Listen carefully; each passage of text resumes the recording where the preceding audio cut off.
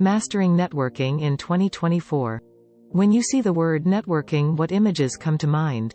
Uncomfortable interactions? Second-guessing what you said? Fun and games? For most of us, networking is a necessary part of our professional lives. Yet, many people dread the prospect of attending face-to-face or virtual meetings with strangers. Here's the thing: if so many of us have the same concerns, we instantly have something in common.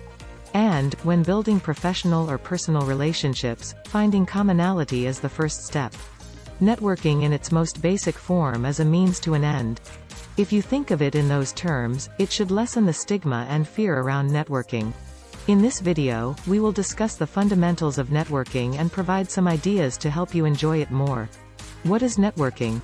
The formal definition of networking is the action or process of interacting with others to exchange information and develop professional or social contacts. The core skills of networking include bargaining and negotiation.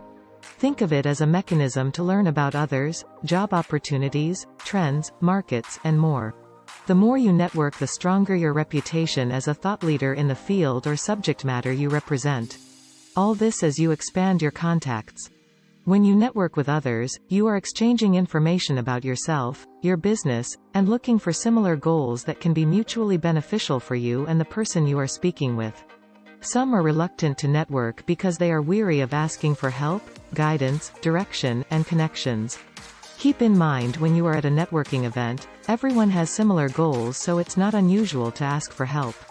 Okay, I understand the concept and value of networking. Now, how do I get started? There are many strategies for success when networking. One of the first should be knowing what you are seeking with the interaction. If you go to an event with this top of mind, you will be better equipped to ask the right questions of those you meet. Some, especially those who tend to be shy, like to stand off to the side while the more outgoing event attendees dive right in. You don't have to be front and center, but you do have to speak to people to be successful. Just be you, your wonderful authentic self. Have you ever met someone who came across as insincere? Don't be that person. People may not remember your name, but they always remember how you made them feel. Be kind. If you are nervous, it's okay to admit it. The person you are speaking to may be too. When talking, look for things you have in common and talk about those in length. An easy conversation starter: talk about the weather or compliment them on their tie or the color of their dress. Just say something to get the ball rolling. It may seem cheesy, but if you do, they will thank you. Now you have an open door to broaden the discussion. Let it happen naturally. I know you've heard of your 30-second elevator speech. Well, now is the time to share it. The most successful networkers share their speech and also share the facets of the ideal person they would like to meet, e.g., someone in their field or someone who can use their services. You never know who you are meeting, and that person may just know someone who can assist you. It's also a good tactic to ask the person you are meeting who their ideal connection would be before you start sharing your needs and wants. That way, you are putting them first. If you can't help them, let them know you are happy to share their information with those you know. Serving as a referral for another person is wonderful because nothing beats word-of-mouth advertising. When you put others' needs first, you are setting up the steps for a positive future working relationship for years to come. Where to meet people? With the advent of COVID-19, many people pivoted to working from home, which changed how we meet people, but the fundamentals of doing so have not deviated. You can network with others in every situation you are in, virtually and in person. For this reason, it's always a good idea to have business cards. You can get them made online at FedEx.com for just $10 unless your company provides you with some, of course. If you are attending online events, be sure to create a virtual card you can share. For business networking, your local Chamber of Commerce is a great place to start. They often have monthly meetings which offer you the chance to meet others in the business world. For most events, you do not have to be a member of the chamber, but you may have to pay a little extra for attending as a non-member. Other opportunities include associations in the field you work in or want to work in, trade shows, conferences, and business events. You can find many listed on LinkedIn.com. Websites like Meetup.com, Eventbrite.com, networking groups, social media posts, and faith-based and community event listings are also good sources for finding opportunities to network. You can also network when you do volunteer work, take your children to school, when you attend after-school activities, and more. You just never know who you will meet. Networking can be looked at through the same lens as courtship in some respects. The steps you take to make a new friend or love interest are similar because you are seeking to develop a strong bond. Just like when you date someone, you want to be present, listening intently. You can even repeat back what someone says to you to make sure you have it correctly. It's a great tactic for showing sincerity and authenticity. You also want to be memorable for the right reasons. That's where your elevator speech comes in handy.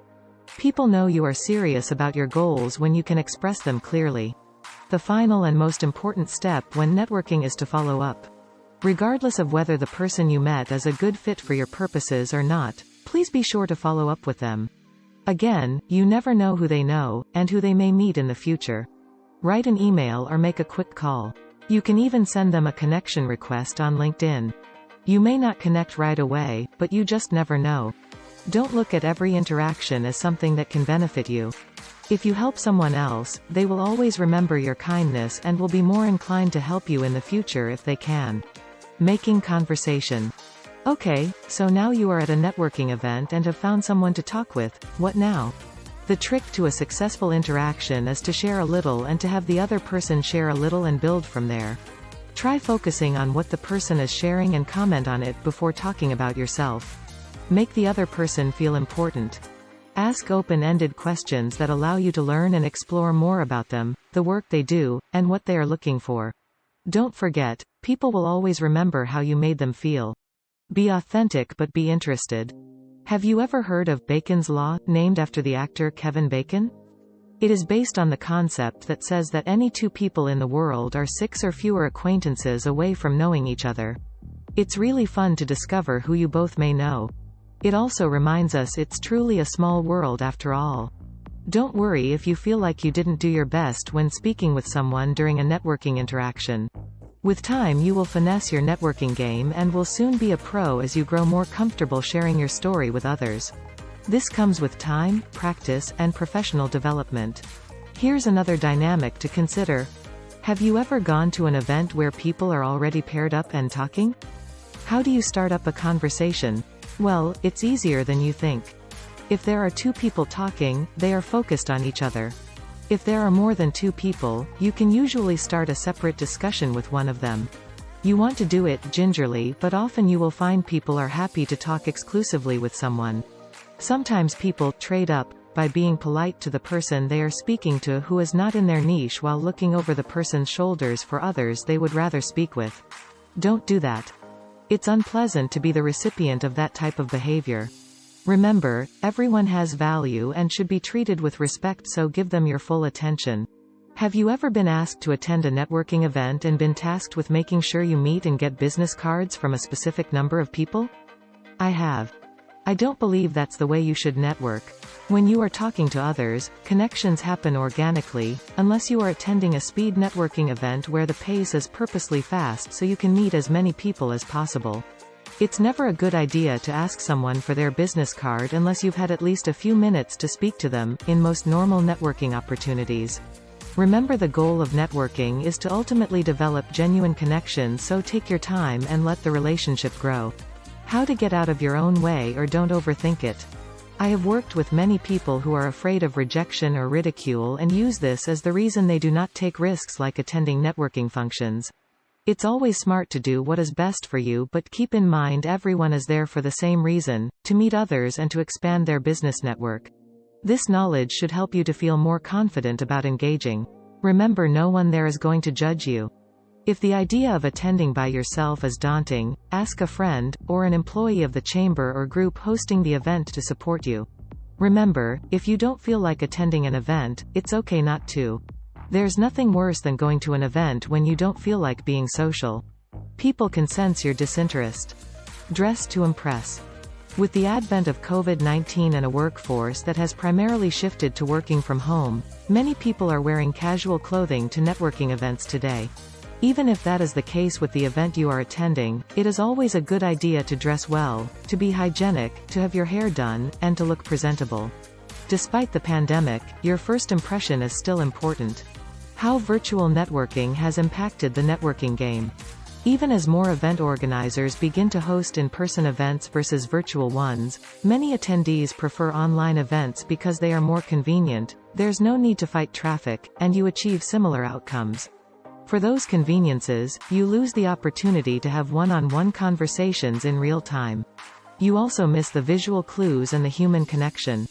Keep in mind most event organizers share the email list of attendees to the virtual meetings, so you are free to follow up after the event. If the organizers hasn't that service, ask them to consider it. In 2023, it's not unusual to say, there's an app for that, because there usually is. Today, apps like Shaper, Bizbo, and BumbleBiz help with your networking efforts by helping identify potential matches from a business perspective. By far the most effective networking tool is LinkedIn.com, of course.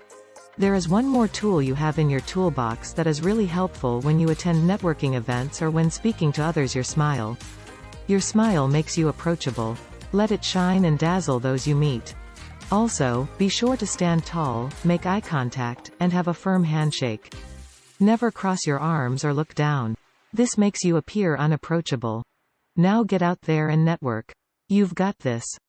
Thanks for watching. Please follow me at Lucy Sumari on Facebook and Twitter.